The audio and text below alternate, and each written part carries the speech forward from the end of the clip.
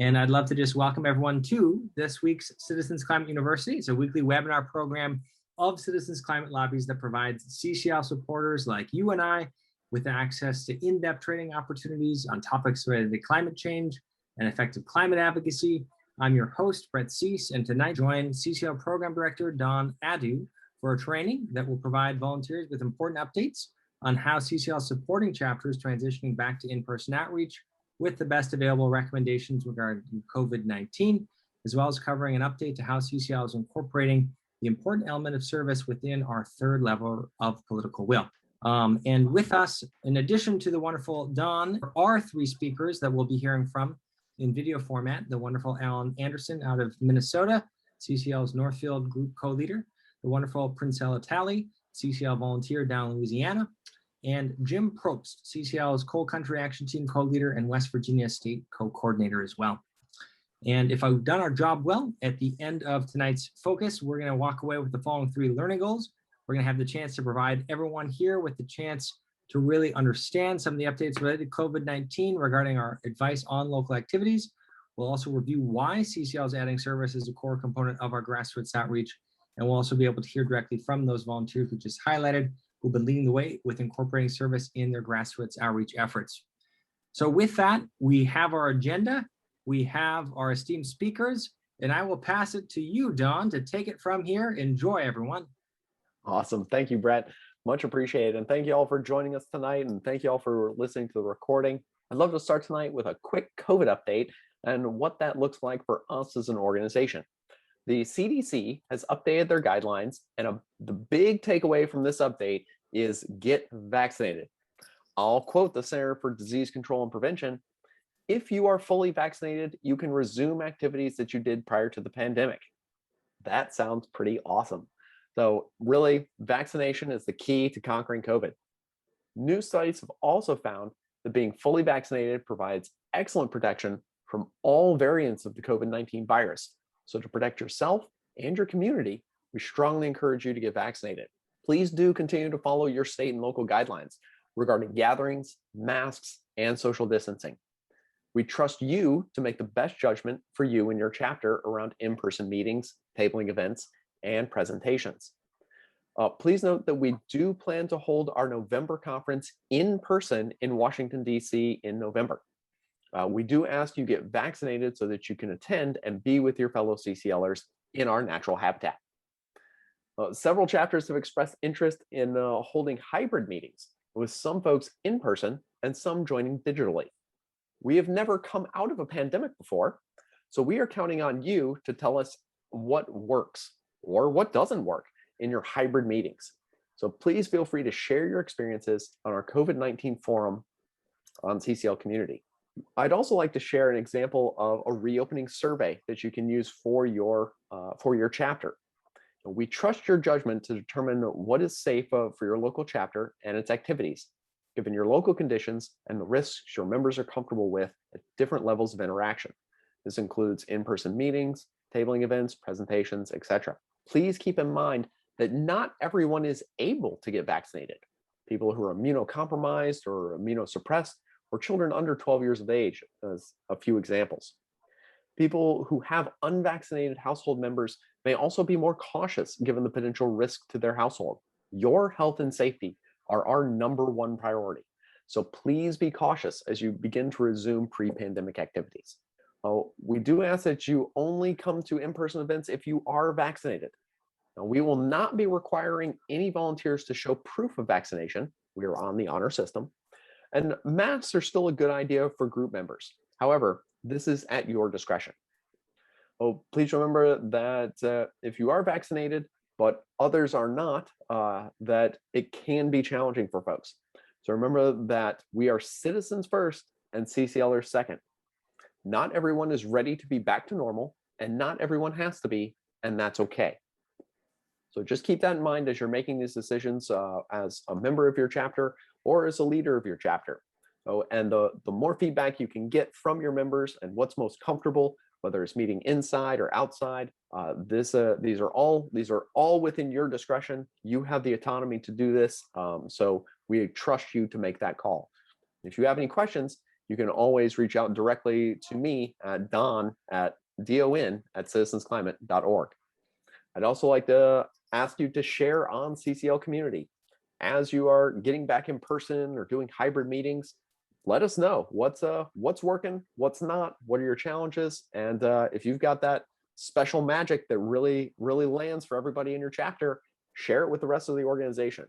Like I said, none of us have done this before, so we're all experimenting here. So any tips that you can share with us, we'd love to have them. All right, so I'm really excited to announce this new part of our grassroots outreach lever, the importance of service. Now, this is really cool. I think this is really cool. So the idea of CCL's grassroots outreach is to focus on the general public in our communities. Through this outreach, we build support for climate action and carbon pricing, and we make ourselves and our work known in our communities. We find new members and build new relationships in places where we live. We invite and educate the public on climate solutions, citizen advocacy, and how to participate with one's government. We value service as a way to empower our volunteers to build important connections within our community. So within CCL grassroots outreach opportunities, we have organizing events and online presentations, tabling at local events, enrolling in a monthly calling campaign, and now serving in community organizations, which I really think is a very important part of what we can do as an organization. So when I say serving in community organizations, what do I mean? What does that look like? Well, service is an important part of being an active community member and necessary to build relationships and strengthen democracy. CCL is singularly focused on climate change with a strong emphasis on pricing carbon as an essential tool to a livable world. For many communities and organizations, immediately engaging on the issue of carbon pricing is definitely not an effective way to win friends and allies. And our goal is to always win friends and allies. So we always have to move at the speed of relationships, and relationships require trust. So one of the best ways you can build trust is to show up for someone else's cause without an expectation that they necessarily show up for yours. And I'm going to say that again, because that's really the important part here. Now, one of the best ways to build trust is to show up for someone else's cause without an expectation that they will show up for yours. All right, so why service? What does this look like? So as a part of the grassroots lever, we're adding service as a way to build relationship with more diverse people and organizations on all sides of the political spectrum. This gives you a chance to engage with folks with your CCL hat off. One of the best ways to build relationships with folks is to show up and help. I'm going to give you a few examples. We've got 3 different speakers today that are going to give some great examples of service. But I just want to say for you personally, like if that is something that matters to you, but do it because you believe in their mission, in their focus, and in their leadership. Follow their lead and show up not as, hey, I'm here to educate you on climate change and carbon pricing. Show up as, hey, I care about your cause. I care about the work that you do, and how can I best help you achieve your goals? That's how you build relationships, and that's how you earn trust of individuals. So you've got to do it from a place of integrity, and you got to mean it. Like this isn't something that you can just do surface level, because people are going to see right through you. So if it's something that really matters to you, if it's an organization that you do care about, whether it's focused on any number of issues that are impacting our democracy and individuals all across this nation, go ahead and volunteer for them. Be a volunteer for them like you're a volunteer for us. And I'll tell you, like, as awesome as you are as CCL volunteers, any other organization would be delighted to have your work and time as well. So that's kind of a concrete example. From there, I want to go ahead and take a look at some service in action. Here are some local stories. We had an opportunity to interview a few different volunteers who worked on a few different projects in CCL. So we've got some great interviewers here, and we're going to start with Alan Anderson, who the wonderful Todd Elvins interviewed. And so let's go ahead and take that away. Yes, I'm Al Anderson in Northfield, and I had a career with the Boy Scouts of America, retired in 2012, and have pretty much been working on climate ever since. But one of the things that I helped get a CCL chapter started here in Northfield back in 2014. And one of the things that I did was to become one of our public speakers. And I'm also a Rotarian, and I realized that I had an opportunity to serve both Rotary and CCL by volunteering to start a climate action team within our Rotary Club. And that was born with about 3 members, and we started educating our own club and offering very simple tools for other clubs to start a Rotary climate action team in their club. And in short order, we had about 18 members and other clubs asking us to come and present. And it's been wonderful. You know, because we got this going and just offering, you know, to give presentations to other clubs, that eventually led to us writing an article into the Rotarian magazine, which is an international magazine, as a letter to the editor. And about that letter included my email, and we had about 24 clubs from the US and in some other countries approach us for more information. And so we were able to inspire other clubs to start Rotary climate action teams. And actually out in San Francisco, a gentleman who had been a past president of his club named John Mathers really was excited about the idea. He started giving presentations to other clubs. He contacted me and said, we really should start a network of Rotary clubs who have RCATs, and maybe we should have a website. So in short order, John helped organize a really good-looking Rotary Climate Action Team Network website, which is filled with different tools that clubs can use to get started. And we post projects, climate-related projects that Rotary clubs do on this website as ideas for other clubs to pick up on. And that's been surprising to us. And now we have about 120 different Rotary clubs that have started climate action teams within their club. And it's pretty exciting. When I first went to work for the Boy Scouts as a young executive, my first boss sat me down and said, you know, no one really is interested in what you've got to say until they know that you care about them. And so as we reach out to other people, rather than be there with the driving force of everything we know that's good about CCL, we need to get acquainted. We need to find out what they care about. If they're part of an organization like Rotary, I was able to plug into Rotary's 4-way test, which is their creed, which lends itself to working on climate, and also to plug into a new protecting the environment focus area, which just became the 7th of their 6 major focus areas. And in it is a strongly worded piece on why we should be working on climate change. And so I was able to take their values, the 4-way test, and their new focus area, and make it the heart of my presentations to them.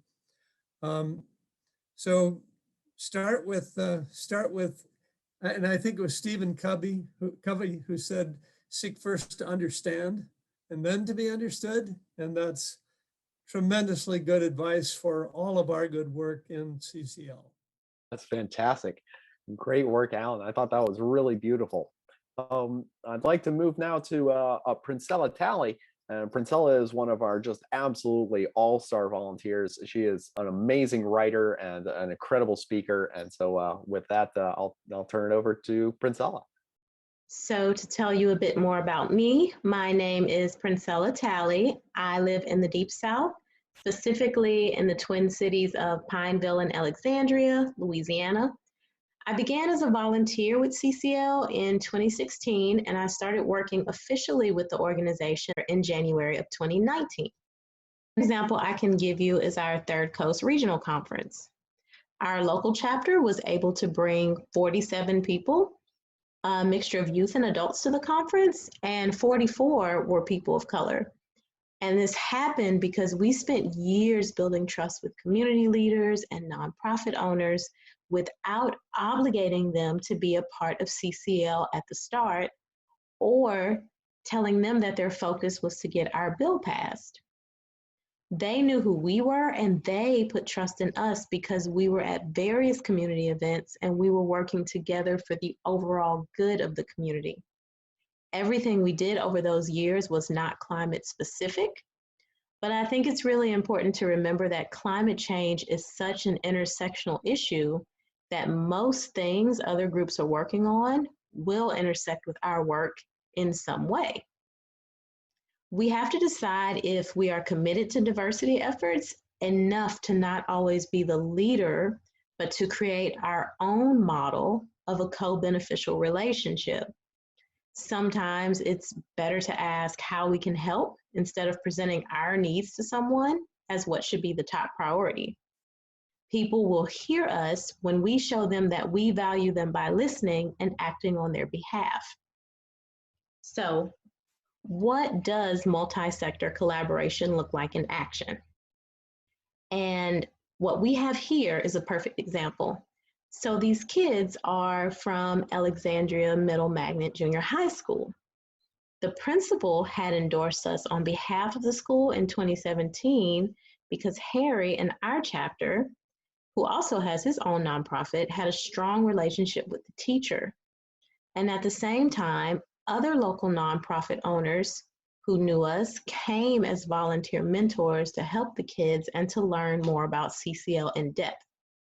Meanwhile, the environmental work we've been doing at Good Hope Baptist Church allowed the church members to feel confident in attending with them because we've been working so closely together that they were interested to learn more as well.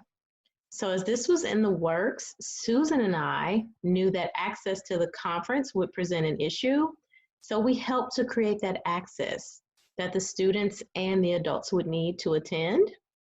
And we even found a way to create a separate agenda within the conference that merged with specific presentations so that these new climate advocates could learn and have fun without being overwhelmed, because a lot of us already know so much about this work that it can be overwhelming to newcomers.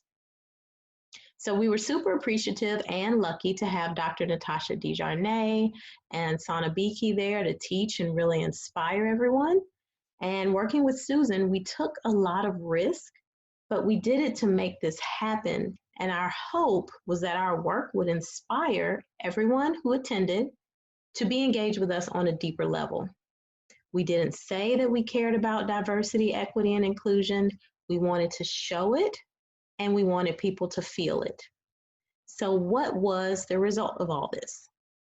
Well, after the conference, the junior high school decided that they would make their 2021 curriculum about environment and global health after learning from Dr. DeJarnay. They decided to have an Earth Day celebration with Susan Adams as a special guest, and everyone who attended is now actively working with us. So regional diversity in Third Coast increased dramatically because we took those chances and had those relationships built on trust. We will now continue to work together. Ask not what the community can do for you, learn what you can do for the community. What do we organically provide to people who join CCL across the board? We encourage people to find their own way.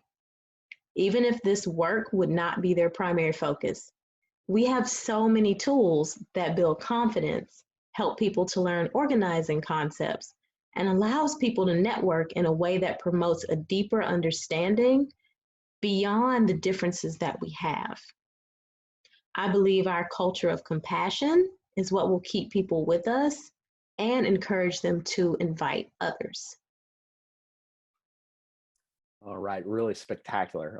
Princella's work is just outstanding, and I love that. I love that focus. It's like, how can you help the community? That's the number one question, right? And I love the focus of, it's like we're not getting engaged because it's like we're saying, all right, yeah, we'll help you.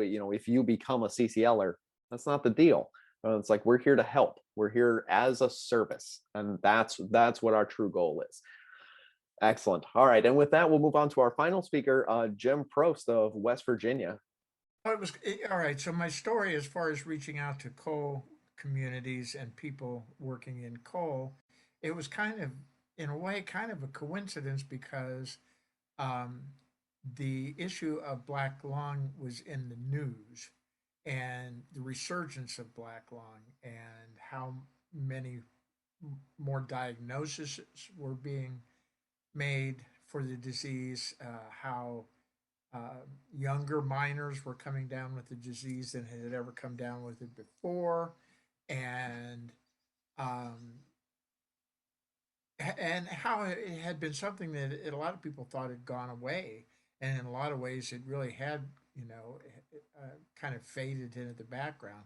So this was, a couple of years ago now, 2000, been several years.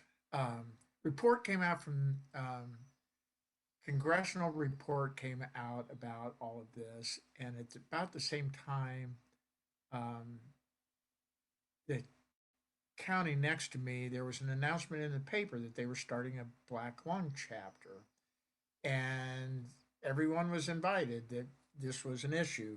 And I thought, well, I should go learn more about this. I should, this is, like I said, it's the adjoining county. And so I went to a meeting, and it was just really eye opening. And really, the county I live in doesn't have, historically, has had very little mining. Right now, doesn't have any, I don't think. And I've had very little interaction with coal miners or coal families. But then the next county over was one of the biggest in West Virginia. And I never spent any time there. I didn't know people from there.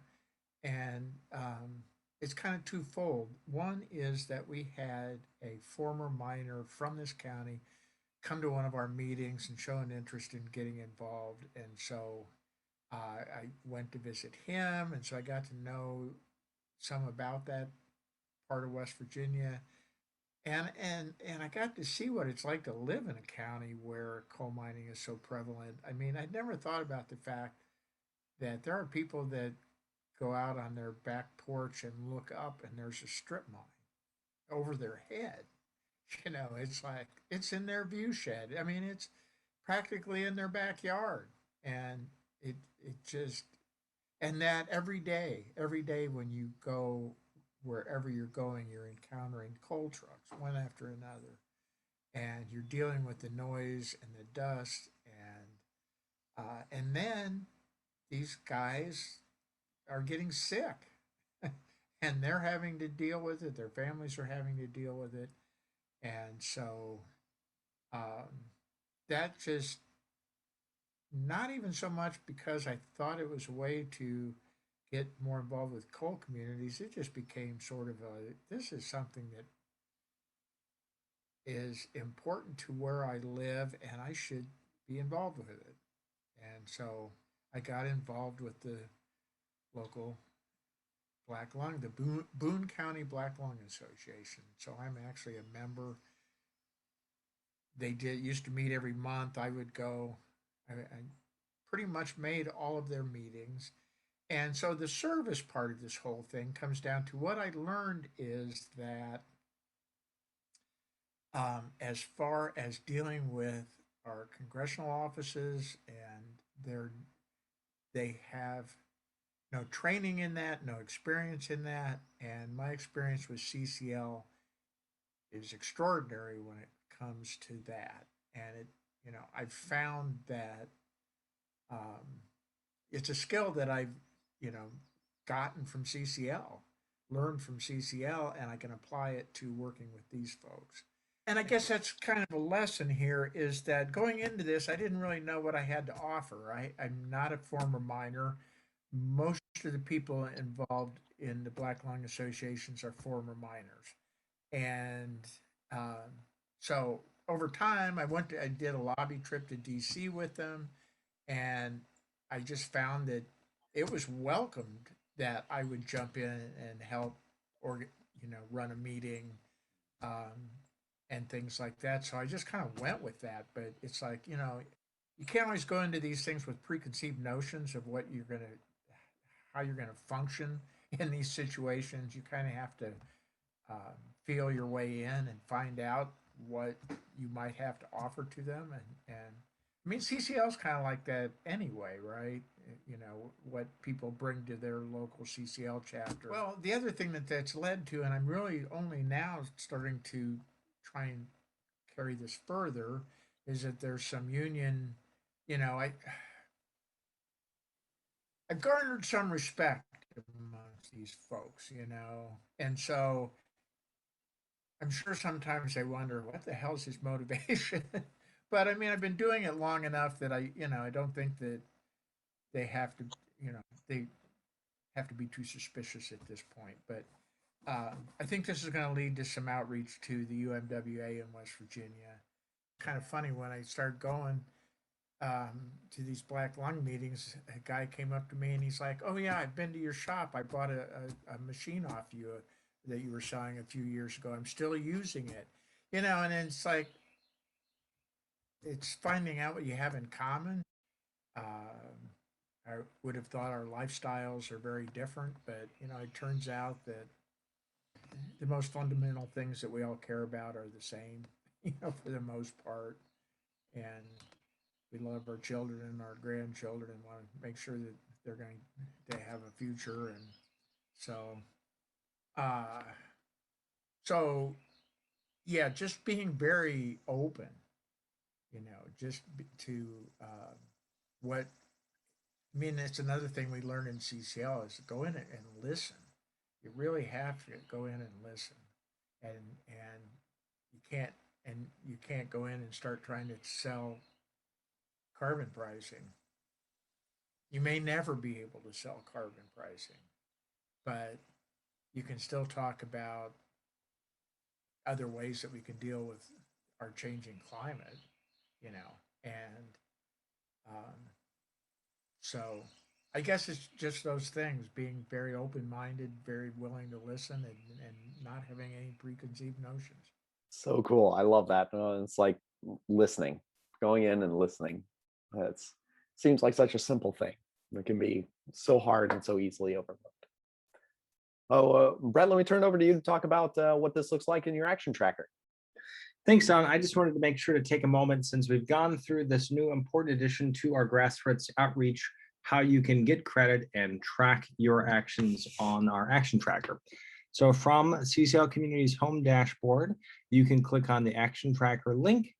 And then from there, you want to create a new action. You can click on login action. A couple of different places will get you there. Just click on that login action button. This is going to be within your Grassroots outreach. So you're clicking on that lever. It'll drop you down to where you can click next.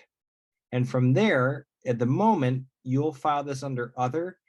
Soon, IT will provide a new category, a second or fourth rather box that says service. But for now, type in other, share the name of the event, what the host or the organization was, when it happened, who else was involved. And then you'll see here, you can add additional volunteers and you should be set. Just click submit, and that way we can make sure to track and give credit to all of the service that we're doing. So I'd love to open it up to y'all. After hearing those stories, what does this bring to mind for you? How would you go about incorporating service into your local chapter? What a great question, Don. We look forward to learning from all of you on the line tonight and listening in later. So please share what's been working for your group in the forums. Here's a link to it in the chat, and Don's email is provided as well. We hope you found tonight's training useful and empowering, and we look forward to hearing more out there. Keep up the great work, everyone, and stay safe in the meantime. Thank you for listening to this episode of Citizens Climate Lobby's training program. You can tune into more episodes anywhere podcasts are available. Inspired by what you heard today? Join Citizens Climate Lobby to advocate for bipartisan climate solutions. Go to community.citizensclimate.org to find more trainings, resources, your local chapter, national action teams, discussion forums, and more. Be sure to like our Facebook page and follow us on Twitter and Instagram @CitizensClimate. We also invite all of our listeners to subscribe to our YouTube channel for more inspiration. And together, we are creating the political will for a livable world.